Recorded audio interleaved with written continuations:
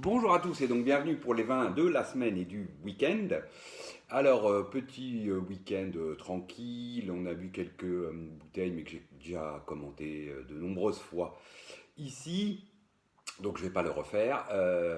Par contre, deux très jolis crus. Alors, le premier, donc, qui peut être joli d'ailleurs, c'est un Saint-Émilion, donc château Pavie-Maquin 2006. Donc, ça doit être la cinquième que je bois et eh bien, à chaque fois, elle est de mieux en mieux. Enfin, elle est passée un moment à un petit palier à peu près stable. Et puis là, à nouveau, je trouve qu'elle a gagné vraiment en harmonieux, en harmonie. Voilà. Très joli nez de prunes, très élégant, de prunes, voire de cerises. Belle note ensuite d'épices. Alors, plutôt bois noble, hein, du cèdre, bois de santal. C'est très frais. Sur un fond, on va dire plutôt amande avec un côté léger chocolat, cacao.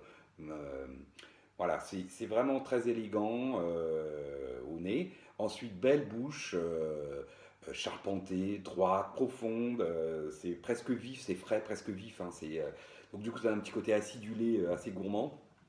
Euh, à nouveau sur la prune, la cerise, plutôt la prune, la cerise, ces belles notes d'épices, de cèdre, de bois de santal, et puis ensuite ce fond donc un peu chocolat, un peu cacao, mais léger, très peu de traces d'élevage.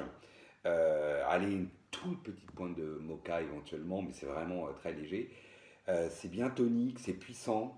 La finale est fraîche, elle est longue, belle persistance, toujours sur ce côté prune cerise, puis ces belles notes d'épices, là, bois de santal, cèdre, bois précieux, ce qu'on appelle, voilà.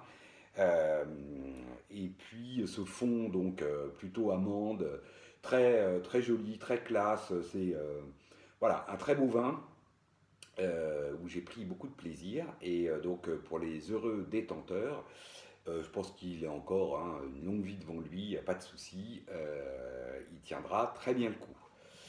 Et ensuite, qu'est-ce qu'on a bu? Eh bien, on a bu ça. Alors, on a reçu donc la commande du domaine Ginglinger, parce que j'ai vu que Michel disait Ginglinger, et pas Ginglinger.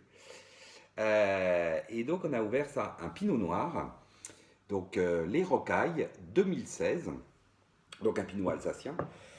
Et ben, ma foi, je dirais qu'il n'a rien à envier à ses petits camarades bourguignons, ce pinot noir, avec son joli nez framboise, cerise.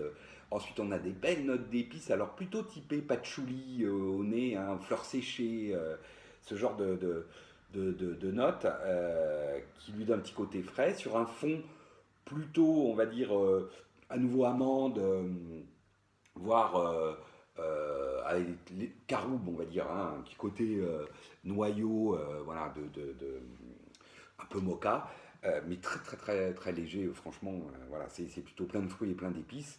Ensuite, très jolie bouche, corpulente, beau tanin, fin, soyeux, c'est droit, c'est frais, c'est très élégant sur la framboise, la cerise avec ses belles notes d'épices, fleurs séchées, pourri, ce qu'on appelle hein, patchouli, voilà. Presque un peu plus réglissé d'ailleurs en bouche. Et puis ce fond plutôt d'amande et de léger caroube, on va dire.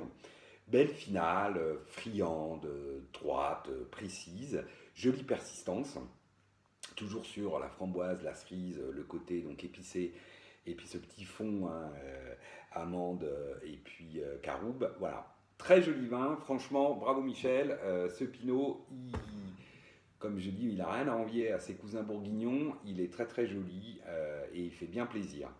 Voilà, petite semaine tranquille de vin et puis je vous souhaite à tous une excellente semaine et je vous dis à la semaine prochaine. Salut.